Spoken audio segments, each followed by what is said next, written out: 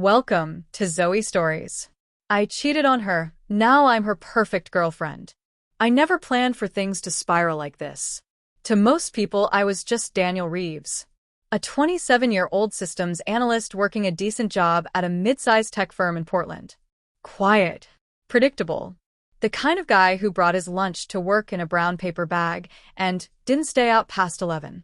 A bit of a homebody, reliable, but not exciting. That's what Emma used to say when we started dating, that I was safe. And for a while I liked being safe. Emma was the opposite of me. Outgoing, sharp-witted, always the center of attention at parties. A marketing strategist with a laugh you could hear across the room and a sense of fashion that made people stop and stare. She was my world, still is, in some twisted way. But I was never really hers. Not fully. Because I had a secret. It started as a curiosity. A fleeting thrill when I was younger, trying on my cousin's lipstick when no one was home, slipping into my sister's flats just to feel the click against the hardwood floor. Back then, it was just dress up. But that innocent playfulness didn't vanish with age. It evolved. Quietly. Privately. I learned how to hide it behind my normal routines.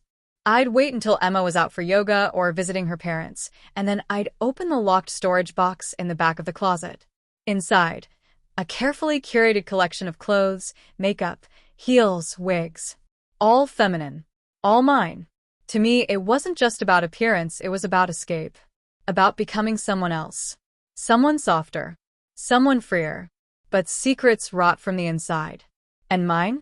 It made me reckless. I cheated on Emma. Not in the way you might think. It wasn't lust or passion. It wasn't even about someone else. I cheated on her with her. The version of myself I could only become when Emma was gone. The girl in the mirror who smiled back at me with mascara-laced eyes and a flirty smirk. She felt real. Dangerous. Addictive.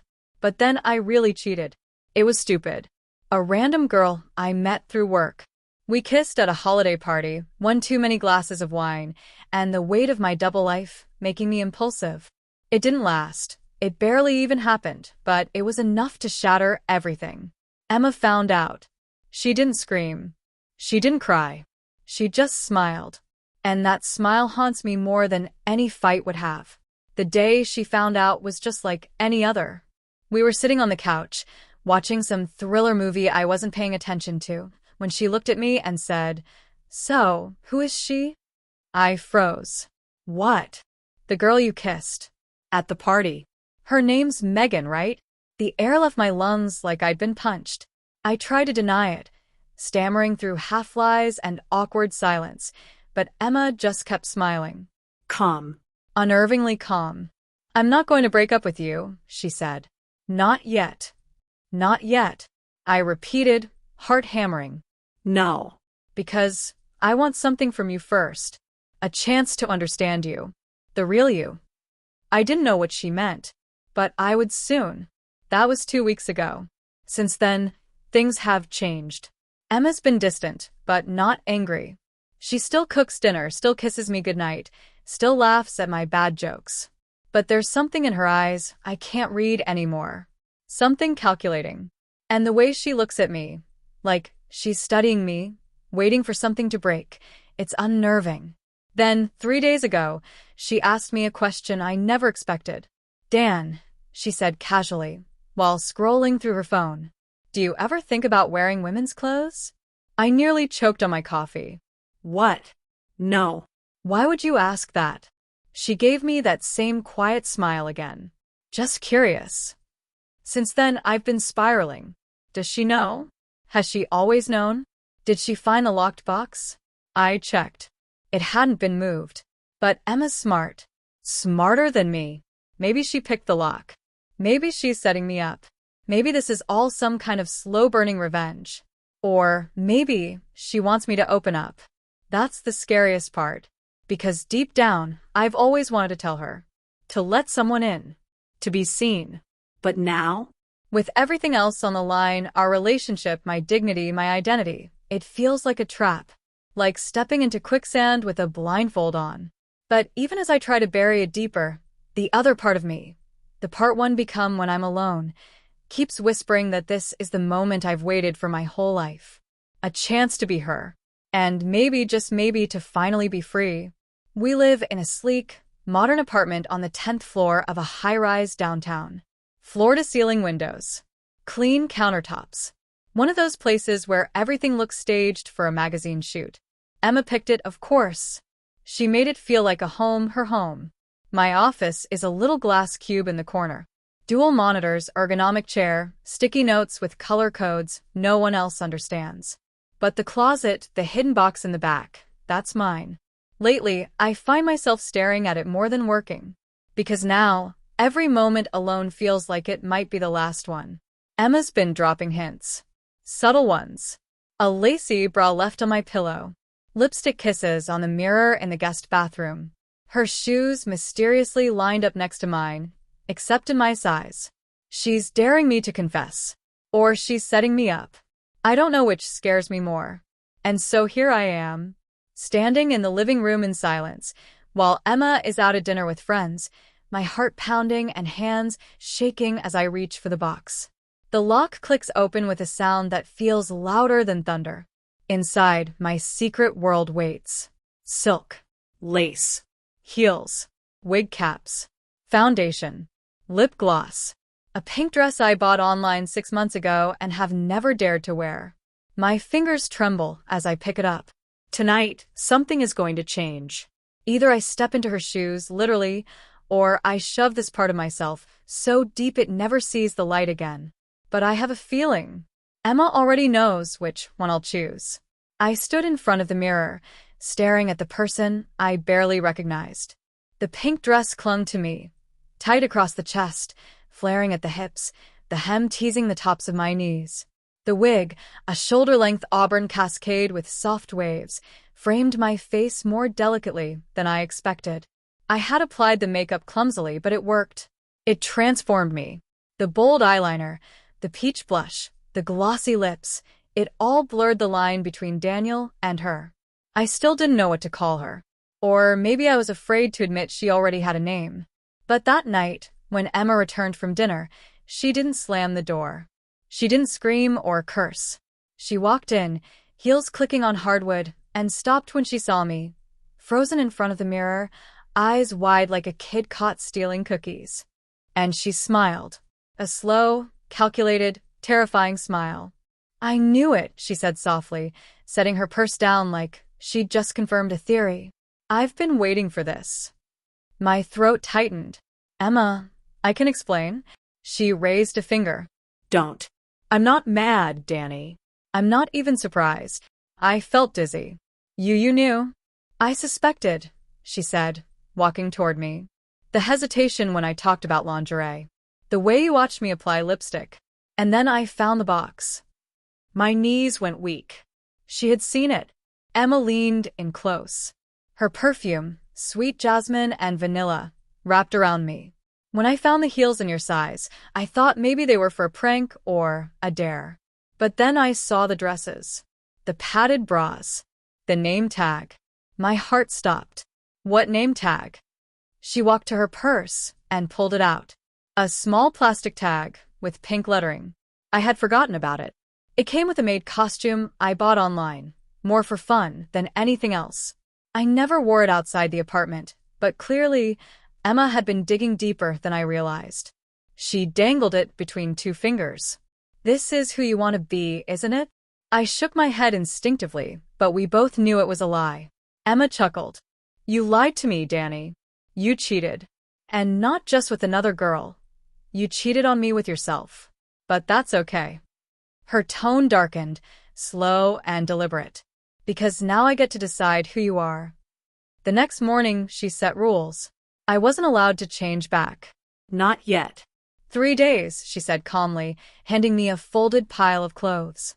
"You live as Danielle. Hair, makeup, voice, everything. You owe me that."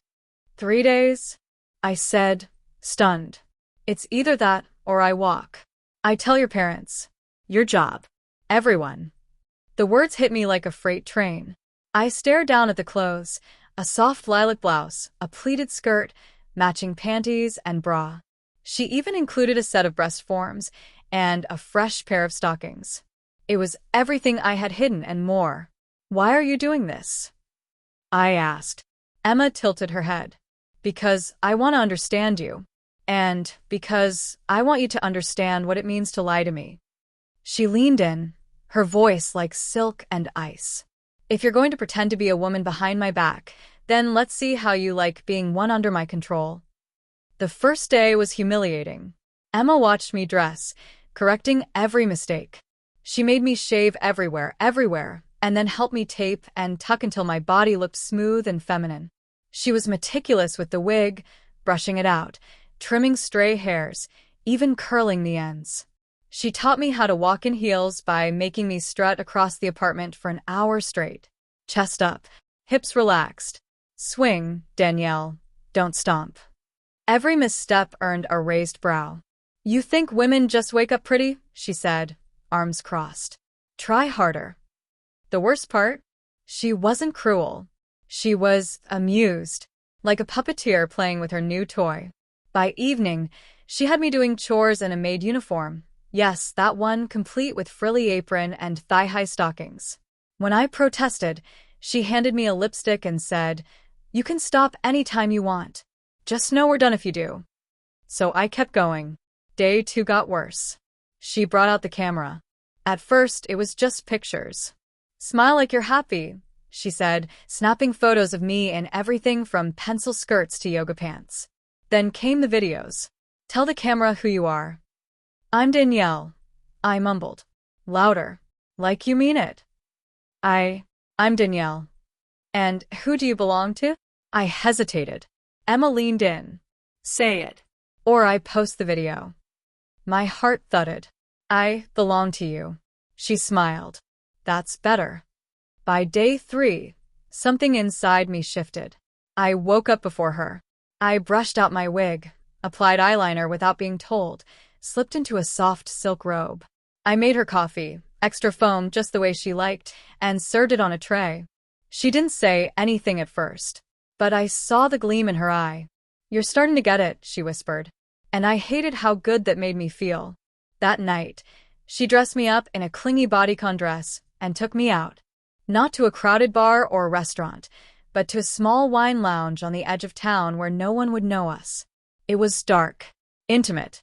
I sat across from her, legs crossed, feeling the unfamiliar tug of the dress every time I moved. Emma ordered for both of us. The waiter didn't blink twice.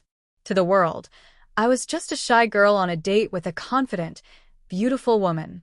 And when Emma reached across the table and held my hand, I didn't pull away. After the lounge, she drove us home in silence. My heart was pounding the whole way. When we got inside, I expected her to drop the act, to laugh, to throw it all in my face. Instead, she pulled me close and whispered, "You're mine now, Danielle, and we're just getting started." I should have felt relieved when the 3 days ended, but Emma didn't say anything the morning after. "No, you can stop now." "No, thanks for playing along." She simply tossed a new outfit on the bed, sleek black leggings, a cropped knit sweater, a matching lace bra and panty set, and said, "You have an appointment at noon. Don't be late." I blinked. Appointment? She handed me a folded paper. Salon. Waxing. Eyebrows. Mani-pedi. Full femme package. I swallowed hard. "Emma, you said 3 days." "And it's been 3 days," she said coolly. "But you seem to like it, Danielle. You're doing your makeup without being told. You sway your hips like you were born in heels. So, why stop now?" My mouth opened, then closed. She wasn't wrong. Somewhere in the chaos, I had begun to feel comfortable. Safe even. And that scared the hell out of me. "I'm still me," I said weakly. "I'm not really her." Emma's smile vanished. She stepped closer and placed a manicured finger under my chin, lifting it. "Oh no, Danielle," she whispered. "You are her now. And we both know it." The salon was upscale, modern, terrifying. They greeted me with warm smiles and didn't question anything, just led me to a private room, offered me a pink robe, and told me to strip. I lay on the table, cheeks burning, as a woman named Alexis waxed my legs, arms, even my stomach. Every rip was a reminder that I wasn't in control anymore. Then came the brows, shaped, arched, delicate. The nails, long, almond-shaped, pale pink. The finishing touch? Lip filler. Emma had pre-signed for it. Your girlfriend said you're starting modeling soon, Alexis said casually, wiping excess balm from my mouth. I didn't correct her. When I left, Danielle looked back from the mirror. She was softer, sharper, prettier. Too pretty to be mistaken for Danielle. Back home, Emma was waiting with champagne. To your new life, she said, raising her glass. I didn't drink. I stood there, trembling, heart pounding. Emma, this has to stop. I'm done. I get it. You proved your point. She stared at me, silent. Then she set her glass down, walked over, and held up her phone. A video played. Me. In the maid uniform. Smiling. Giggling. Saying, I belong to you, mistress. My knees buckled. Emma's voice was cold. You don't get to walk away. This is blackmail. This is justice, she shot back. You betrayed me. Lied to me. Hid from me. Now you get to live with the version of you that you tried to bury. I reached for the phone, she pulled it back. I don't want to be this forever, I whispered. She narrowed her eyes. Then you shouldn't have played dress up behind my back. That night, she made me kneel. Literally. Dressed in lingerie, lips painted deep red, hair freshly styled. She stood in front of me in a silk robe, arms crossed. I'm giving you a choice, Danielle. I looked up, shaking. You can end this right now. I'll delete everything. No blackmail, no threats. But we break up, and I send a copy of the video to your phone. You can choose what to do with it. Or, I whispered. She leaned down, eyes blazing. Or you stay. As my girlfriend. Not just for play. Not for revenge. For real. You become her. You give up the mask you've been hiding behind your whole life. And if I don't, her voice dropped. Then I show the world who Danielle really wanted to be. I stared at her for a long time. My heart screamed run, but the truth whispered something colder. She's right. Danielle had always been there, trapped behind excuses, shame, lies. Emma didn't create her. She freed her. I bowed my head. I'll stay. Emma's smile returned. Good girl. She kissed me on the forehead. Now let's get you ready. You're meeting my friends tomorrow. I looked up, startled. As Danielle? No, she said. As my girlfriend. I didn't sleep that night. I stared at the ceiling, curled beneath silky sheets that smelled like lavender and perfume. Her perfume. The body beneath them wasn't mine anymore. It had been reshaped, repainted, and redressed. And the worst part? I didn't hate it. The next morning, Emma handed me a white off-the-shoulder dress. Light, floaty, dangerously short. Wear this, she said. They'll love you. I hesitated. What if they don't? Her smile was wicked. Then you'll charm them. Like you charmed me. Makeup, heels, perfume, routine now. The heels clicked across the floor, like punctuation marks. Every step screamed, you're not Danielle anymore. Her friends were already at the cafe. 3 of them. Gorgeous, intimidating, sharp-eyed. The kind of women who could see through anything. But they didn't see through me. Danielle, right? One asked, shaking my hand. I nodded. Another complimented my dress. A third said, Emma's never looked this happy. I blushed, genuinely. Played the role. Smiled at the right time. Laughed lightly. Crossed my legs like I'd done it 1,000 times. Emma kept her hand on my thigh the whole time. Possessive. Protective. Proud. We walked home in silence. Her fingers laced through mine. Then, just as we reached the door, she stopped me. Tell me who you are. I blinked. What? She stepped closer. Say it. Out loud. I swallowed. I'm Danielle. She didn't speak.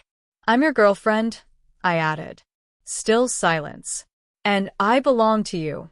Only then did she smile. Good girl. Back inside, I tried to speak again.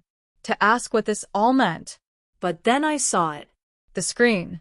the laptop, her YouTube channel, and the title of the next video already scheduled. I turned my cheating boyfriend into my girlfriend, and she begged me to stay. Thumbnail. Me, in the maid outfit. Blushing. Obedient. I froze. You said no one would see that. Emma smiled. No one has yet, but they will. You lied to me. I gave you a choice, she snapped. And you made it. Don't pretend you're not loving this. She was right again. That was the part that terrified me the most. I stood in front of the mirror that night, dressed in pink silk, long lashes, gloss lips. I touched my cheek, then the necklace Emma gave me that morning. Danielle. She had made me, but I'd also chosen it. So when she called from the other room, "Ready, babe?" I didn't hesitate. I stepped out into the hallway, smiled, and whispered, "Coming, mistress."